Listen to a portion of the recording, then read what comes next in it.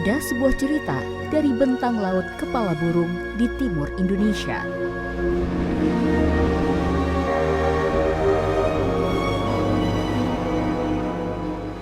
Cerita bagaimana perempuan menjaga laut.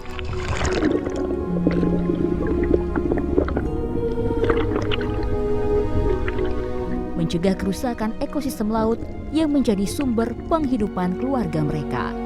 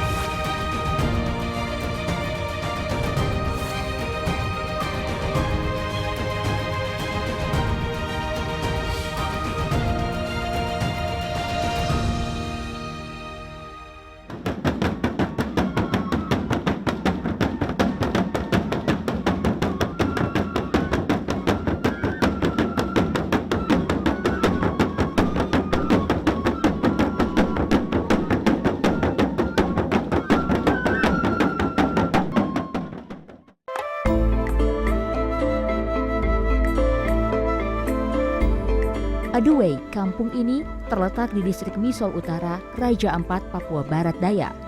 Kampung Aduway dihuni suku Matbat sejumlah 74 keluarga atau 279 orang. Kampung ini menjadi salah satu tempat bermukimnya kelompok Jomjak Sasi, kelompok perempuan penjaga laut. Ripka salah satunya. Jomjak Sasi berarti perempuan jaga laut. Sasi itu kita sasi supaya tidak boleh diganggu atau diambil sembarang. Ya, dengan adanya sasi, karang, lamun, terumbu karang juga kan, ikan-ikan bisa dibilang ya tidak musnah begitu. Hari ini adalah hari penting untuk Ripka dan kelompoknya. Hari ini adalah hari pembukaan wilayah Sasi. Meski memiliki tugas penting dalam pembukaan Sasi, Ripka tidak mengesampingkan perannya sebagai ibu rumah tangga. Ibu 7 anak ini mendapatkan dukungan penuh dari sang suami. Sering-sering kasih arahan juga. Mengizinkan. Tidak ada masalah? Tidak ada masalah. Senang? Senang, rela hati untuk ya, mama berangkat. Bangga? Bangga. Setelah menjalankan perannya sebagai ibu pada pagi hari, Ripka bergegas ke gereja untuk mengikuti ibadah pembukaan Sasi. Proses pembukaan Sasi dilakukan secara agama dan adat.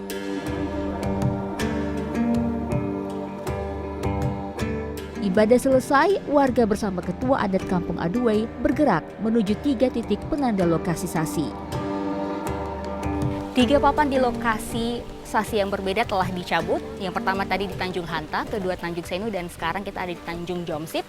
Setelah pelepasan ataupun juga pencabutan dari kayu lokasi Sasi ini, sekarang kita akan bergeser ke laut untuk melihat prosesi pembukaan Sasi secara adat di laut.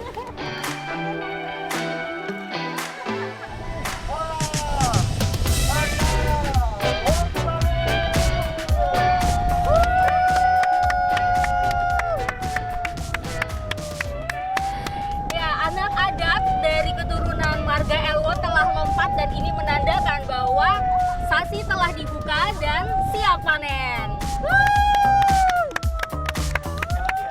Sasi adalah sebuah tradisi orang Papua dalam menjaga ekosistem mereka. Tidak seorang pun boleh mengambil hasil alam di suatu wilayah yang sedang dalam proses Sasi. Biasanya Sasi berlangsung 1 tahun atau lebih, tergantung kesepakatan warga. Kali ini Sasi dilakukan di wilayah laut Kampung Aduway dengan luas 266,55 hektar selama 1 tahun. Masyarakat berikrar untuk tidak mengambil biota laut berupa teripang dan lobster. Menjaga laut dengan metode kearifan lokal seperti Sasi menjadi salah satu cara untuk melindungi biota laut di sekitar laut Kampung Aduway. Ya, eksploitasi sumber daya pesisir ini kan sudah terjadi sejak lama ya. Dengan inisiasi Sasi perempuan khususnya, dan juga sekarang baru ada lagi Sasi dilakukan oleh Marga. Kami berharap itu bisa mengembalikan populasi teripang dan lobster yang bisa bermanfaat bagi masyarakat dengan pengaturan yang lebih baik lagi. Sasi awalnya hanya dilakukan oleh kelompok pria sebagai kaum yang lebih dominan. Namun, untuk pertama kalinya, di Aduway, Tuan Tanah memberikan kesempatan kepada kaum perempuan untuk melakukan hal yang sama. Biasa, karena ibu juga turun, bapak juga turun, kan ya kita perasaan biasa saja. Baku bantu. Dan ternyata memang mereka benar-benar bersemangat juga. Ya, artinya mereka mungkin menurut mereka kita juga bisa lah begitu ya. Perempuan juga bisa untuk menjaga sumber daya alam, untuk mengelola sebuah lokasi Sasi. Dan ternyata memang kalau saya lihat pengalaman di Kapacol itu, ibu-ibu ini lebih sangat teliti ya begitu. Kelompok Jomjak Sasi terdiri atas 63 perempuan yang terbagi menjadi beberapa divisi, seperti divisi pendataan, divisi monitoring, pengolahan, komunikasi, dan penyelam. Keuntungan penjualan panen Sasi nantinya akan dibagi ke beberapa pos keuangan. Itu nanti kita bagi ke petuanan, bagi ke kelompok, bagi ke pemerintah kampung, dan bagi anak sekolah, anak yang SMA dan yang sudah kuliah. Bersama para mama, saya membelah ombak dengan longboat menuju tempat panen. Para mama sudah dibekali pelatihan freediving dasar oleh tim freediving AIDA. Sebab para mama harus molo atau menyelam sedalam 3 hingga 10 meter untuk mengambil taripang dan lobster. Mama Betty siap, Mama Betty. Hati-hati. Semangat, Mama Betty. Semangat. Semoga dapat taripang.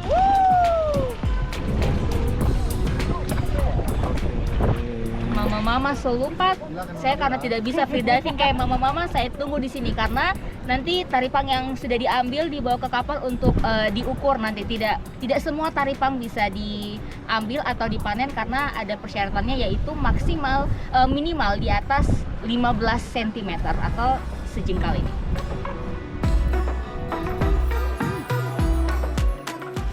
Tak hanya taripang, lobster pun tidak dipanen sembarangan. Hanya lobster dengan ukuran kepala di atas 7 cm saja dan yang sedang tidak bertelur yang boleh dipanen. Taripang dan lobster dengan persyaratan tersebut dianggap sudah berkembang biak dengan baik. Berbekal pelatihan yang mereka dapatkan, para mama menunjukkan keahlian menyelam dan memanen taripang. Senja telah tiba. Kami pun harus segera kembali ke daratan membawa hasil panen untuk diolah. Jadi mama-mama sudah pulang dari tangkap taripang. Ini sudah ada 5 jenis. Kita angkat satu-satu ya, lihat ini. Aduh, besar-besar dia. Ini lagi proses pengukuran. Yang sudah diukur tuh langsung masuk di sini. Yang ini namanya taripang minyak. Terus yang merah ini dia taripang dada merah. Sama ada yang ini berat sekali, taripang sepatu, ada yang susu, dan juga ada taripang malam. Jadi semuanya itu ada 5 jenis. Untuk prosesnya nanti akan dilakukan para mama dulu, dikeringkan, dimasak. Nanti kita lihat seperti apa prosesnya ya. Pengelolaan Sasi oleh perempuan di distrik Misol sebelumnya telah dilakukan di Kampung Kapacol, distrik Misol Barat sejak 2016. Yong Waifuna adalah nama kelompok perempuan penjaga laut di sana. Diketuai oleh Alminda Kacili, kelompok ini mendapatkan penghasilan 40 juta rupiah pada panen Sasi tahun lalu. Ya, dengan Sasi ini ibu-ibu bisa ikuti kegiatan-kegiatan yang ada di Soro maupun kegiatan yang di bulan-bulan yang lalu, di bulan Mei. Kami ke Samarinda, kami 4 ibu yang dari Kapacol, kita ke Samarinda juga, termasuk mama bisa ke Australia.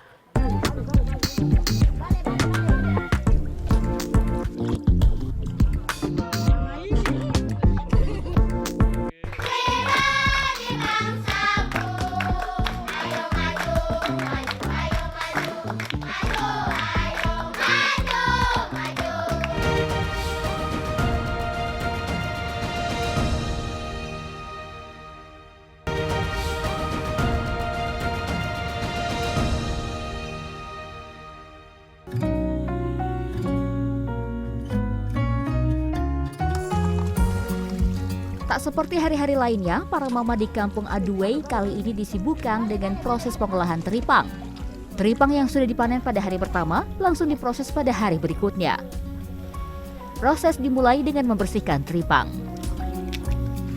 Ini saya lagi kasih bersih taripang sama mama-mama. Jadi kalau ternyata ketika kita lihat dari dekat itu bisa kelihatan yang mana mulutnya, yang mana ekornya ya mama ya. Dan kalau kata mama-mama, ini kalau dikasih bersih harus dikasih keluar semua dia punya tali perut supaya nanti tidak busuk, tidak pecah, dan nanti pada saat perebusan itu hasilnya bagus, gitu ya mama ya? Saya mau. Ini giginya. Teripang yang sudah dibersihkan langsung direbus hingga matang dengan air laut untuk menjaga kualitas teripang. Setelah direbus, teripang bisa diasap atau dijemur di bawah terik matahari untuk proses pengawetan. Di Aduway, panen berlangsung selama 2 minggu setelah sasi dibuka. Dalam 4 hari saja, hasil panen para mama yang juga dibantu oleh kaum pria dalam pencarian lobster ini mencapai 472 ekor teripang dan 56 ekor lobster. Harga teripang biasanya berkisar Rp250.000 hingga di atas Rp1.000.000 tergantung jenisnya. Para mama menjual teripang ke sorong atau pengumpul di Pulau Kapacol. Sementara lobster dihargai Rp200.000 per kilogram. Berbeda dengan teripang, pembeli lobster langsung datang ke kampung untuk mengambil lobster. Mata pencaharian warga Kampung Aduway adalah berkebun dan melaut. Penghasilan mereka per bulan rata-rata Rp500.000 hingga Rp1,5 juta jika bekerja setiap hari. Meski cukup untuk makan, penghasilan tersebut tidak cukup untuk membiayai sekolah anak hingga jenjang kuliah. Aduway hanya memiliki sekolah hingga tingkat SD. Mereka yang ingin melanjutkan ke tingkat SMP dan SMA biasanya harus bersekolah di pulau lain, yaitu Kampung Salaven yang jaraknya 2 jam perjalanan laut dari Aduway.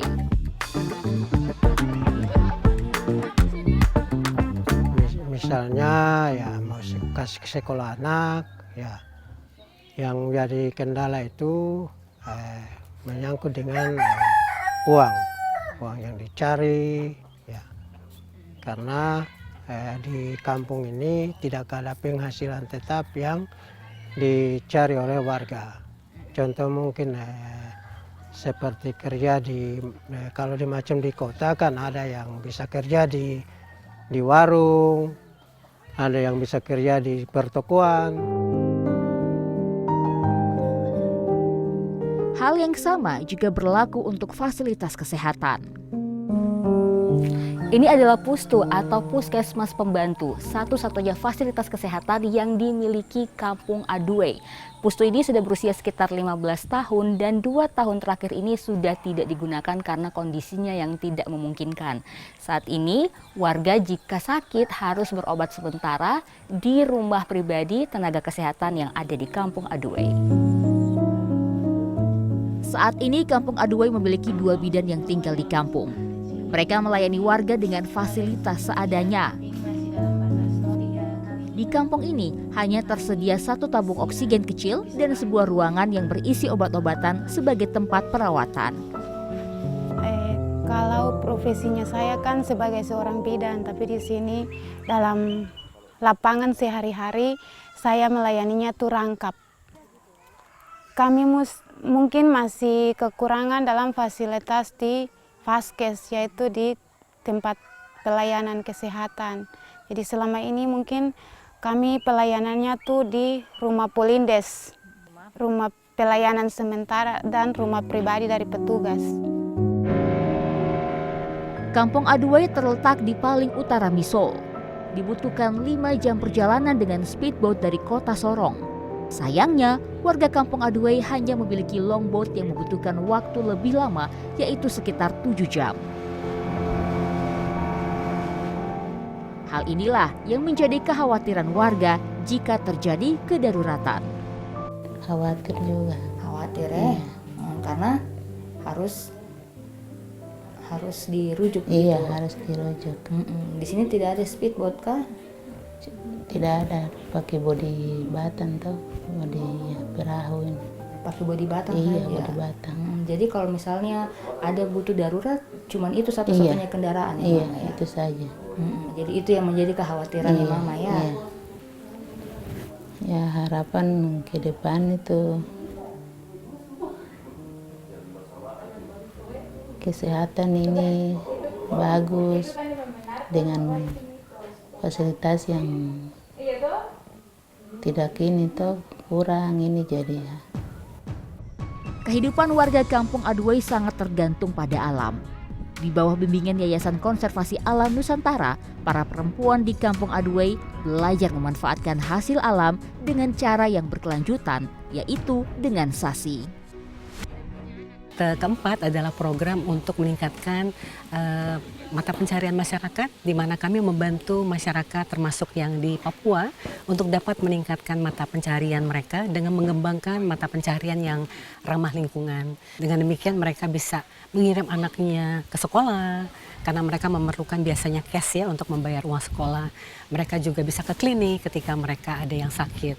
Yang penting kita lakukan adalah memastikan bahwa masyarakat dapat hidup selaras dengan alam. Meski Sasi tahun ini adalah pengalaman pertama bagi para mama di Aduay, program Sasi ini menjadi secercah harapan. Tak hanya bagi kaum perempuan, tetapi juga seluruh warga Kampung Aduay, terutama anak-anak yang ingin meneruskan pendidikan ke jenjang yang lebih tinggi.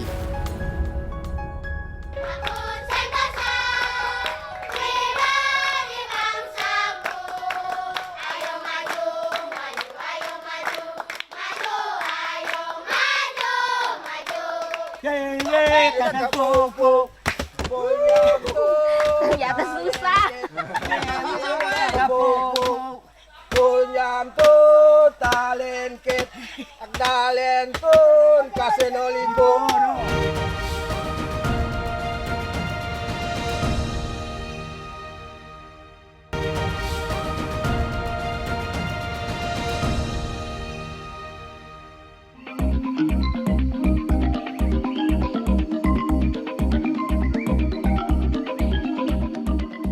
Sagu adalah makanan pokok orang Papua, tak terkecuali warga Kampung Aduay. Belum lengkap rasanya datang ke Papua kalau belum melihat proses pembuatan sagu. Di Kampung Aduay, pohon sagu tumbuh subur tak jauh dari pemukiman warga.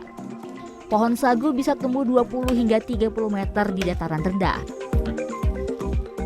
Ketika ukurannya sudah mencapai lebih dari 10 meter atau diameternya lebih dari 35 cm, pohon sagu siap ditebang. Jadi bapaknya ini lagi potong pohon sagu lenju, pohon sagu perempuan. Jadi ternyata di sini tuh ada bedanya, ada yang perempuan, ada juga yang laki-laki. Bedanya adalah kalau yang perempuan itu dia nggak ada duri-durinya gitu, dia lebih mulus. Suku Matbat memberi nama lenju bagi sagu perempuan, sementara sagu laki-laki disebut len matman. Salah satu kebiasaan suku Matbat adalah menancapkan pucuk pohon sagu muda atau len waifu pada sisa batang sagu yang telah ditebang. Harapannya, pohon sagu bisa kembali tumbuh subur. Proses selanjutnya adalah proses tokok sagu. Setelah batang pohon sagu dibelah dua, kaum pria pun siap menokok sagu atau menghancurkan daging sagu. Ampas kering, warnanya putih, DP sagu, bagus.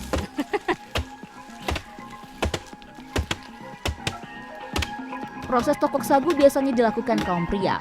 Meski begitu, tak ada pantangan untuk kaum perempuan yang ingin melakukan proses tersebut. Ini supaya apa nih Bapak? Ini diambil baru diperas nanti? Iya, peras.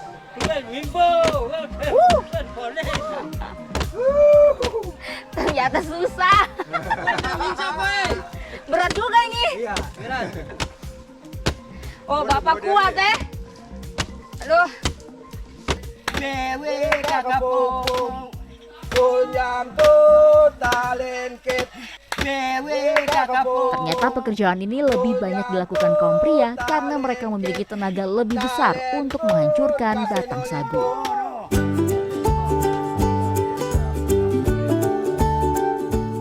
Kaum perempuan bertugas mencuci dan meremas daging sagu yang telah berhasil ditokok para pria, seperti yang dilakukan Mama Ripka. Pelepas sagu disusun sedemikian rupa untuk menjadi saringan dan tempat pengendapan air saringan sagu.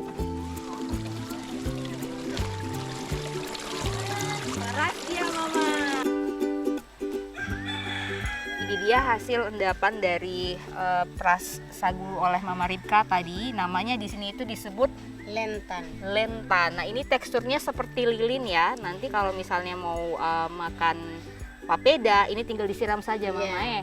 Kalau misalnya mau bikin kue atau camilan, baru diapakan ini Mama? Dijemur, kasih kering. dijemur, dikasih kering, baru bisa bikin kue. Ini kita pakai makan papeda Mama ya, siram air panas. Kita makan papeda hari ini.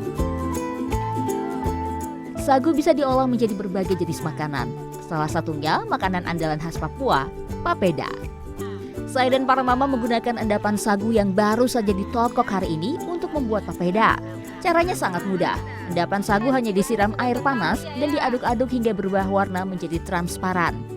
Papeda yang berwarna jernih menandakan sagu yang digunakan adalah sagu baru. Para mama mengajarkan saya menggunakan su atau sebuah pencapit yang terbuat dari bambu untuk menggulung papeda. Terus? Oh, dicelup begini ya? Ya. Ya begitu, mantap. Pelan-pelan saja. Oh, harus dibuka. Dibuka suhu itu. Duh, belum tidak jago saya ini kayak mama-mama. Sudah angkat Angkat sudah. Terus? Papeda biasanya dimakan dengan ikan kuah kuning. Caranya bisa menggunakan sendok, su, atau pakai tangan. langsung begini. Saya makan duluan ya. Oh, ayo. Sudah Makan sudah. Oke.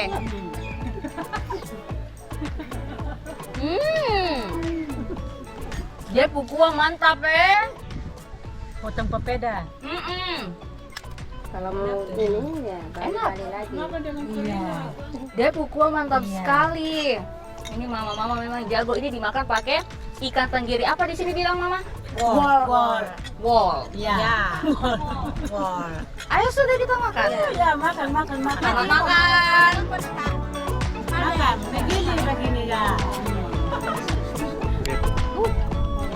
Papeda tidak memiliki rasa. Tekstur papeda yang kenyal sangat cocok dinikmati dengan kuah ikan tenggiri yang kaya akan bumbu. Sagu memiliki kandungan karbohidrat yang tinggi, namun rendah kandungan protein dan serat. Layaknya nasi, sagu menjadi sumber karbohidrat utama bagi orang Papua. Kalau tidak makan sagu kenapa? Mana suka sagu dan nasi? Aduh, macam bosan nasi kalau papeda. Kalau tidak ada sagu, Ya. aduh kalau tinggal dengan nasi dengan Juga singkong, tidak ada bisa. nasi kebun petatas Ya. begitu. Iya. Mungkin 1 minggu tidak mampu lagi, harus jadi Sagu. Berarti di sini sagu adalah bahan makan utama ya? Iya. Kalau tidak makan sagu katanya dorong kepala sakit. Iya tak? Sagu bagi orang Papua bermakna lebih dari sekedar makanan. Sagu menjadi salah satu identitas orang Papua.